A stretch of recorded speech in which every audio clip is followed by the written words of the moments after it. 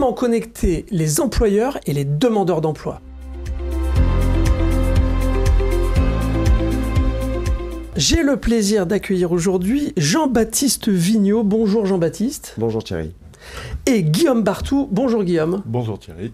Bienvenue à tous les deux. Alors vous êtes cofondateur de la plateforme Extra. On va voir de quoi il en retourne, mais j'ai une première question. Quel constat vous faites de façon générale sur l'emploi en France? On peut constater évidemment aujourd'hui un taux de turnover et un taux d'absentéisme qui est en pleine croissance.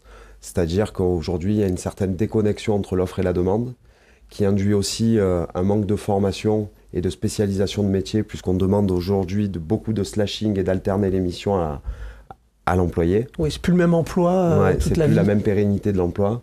Et donc on se veut aussi accompagner les gens dans un parcours professionnel, à savoir accompagner autour d'évaluations gamifiées, de propositions de formation adaptées à la fin de chaque mission, pour pouvoir accompagner dans un parcours professionnel à la montée en compétences. Et vous aviez quelques chiffres à donner sur l'hôtellerie ou sur... Ouais.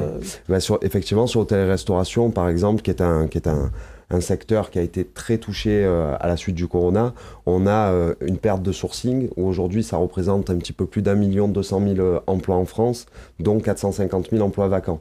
Donc on voit qu'il y a une certaine dévalorisation. 450 000 emplois vacants sur ce secteur. Ouais. C'est terrible. Donc une certaine dévalorisation finalement de ce secteur d'activité et de pas mal de métiers finalement premier échelon, type métier de service, quoi. Et alors, quelle solution vous avez décidé de mettre en place, Jean-Baptiste?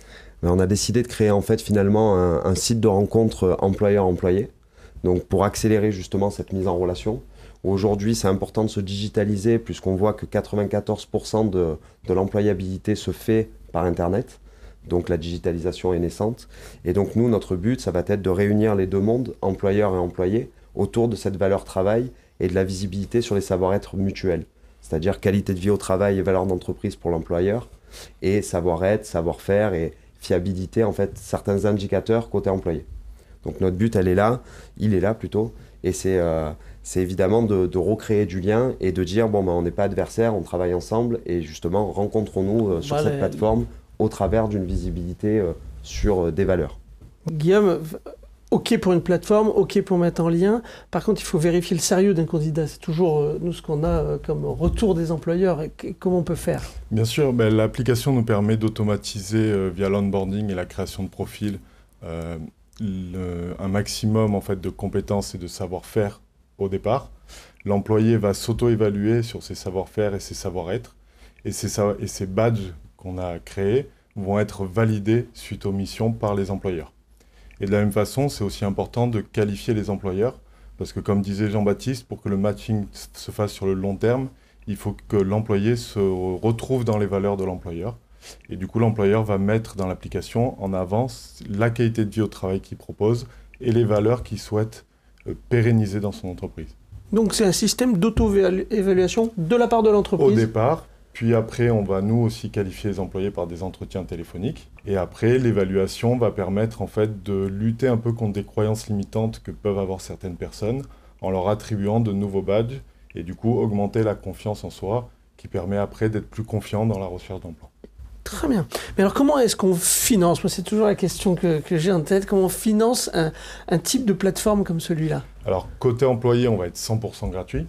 Évidemment, le but c'est d'aider les gens à acquérir du pouvoir d'achat et pas l'inverse.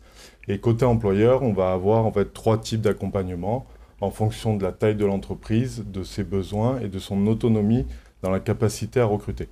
C'est-à-dire que maintenant, des employeurs, quand on est gérant d'un établissement, on est obligé de tout faire.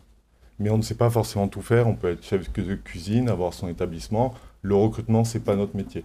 Donc là, on peut, nous, de prendre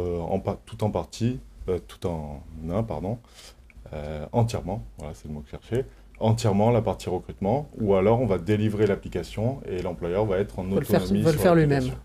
D'accord, très bien. Jean-Baptiste, est-ce que vous avez un message à passer aux entreprises? Oui, avec plaisir. Donc aujourd'hui, l'application Extra, c'est un volume de 32 000 employés inscrits, c'est 2300 employeurs. Et on a généré 4000 contrats sur la région Aix-Marseille, on va dire, Marseille Agglomération. Donc on a créé de l'employabilité et aujourd'hui c'est de la candidature dans les 5 minutes. Donc on arrive à accélérer cette mise en relation Et donc du coup, on commence à être très pertinent sur le recrutement, notamment dans cet échelon 1 des métiers de service, de l'hôtellerie-restauration, jusqu'à la grande distribution. Je peux candidater en 5 minutes juste sur la plateforme, ça Ouais. ne mettra pas plus de temps. Via la digitalisation, justement, et le fait d'être en application mobile, on se retrouve finalement dans la poche de nos 32 000 candidats et on va pouvoir les solliciter rapidement au travers de notifications, SMS, mail. Et donc, il y a un enjeu justement d'immédiateté aujourd'hui où il y a une certaine frénésie chez le candidat à candidater à 15-20 offres à la fois. Ouais. Et donc, du coup, le matching doit être le plus rapide possible pour pouvoir trouver la perle rare. Jean-Baptiste Guillaume, merci pour cet éclairage, merci pour cette innovation, cette pépite, et j'espère que ça va se développer, mais il y a déjà de très bons résultats, bravo. Merci. Merci. Chers amis, je vous dis comme d'habitude, à la semaine prochaine.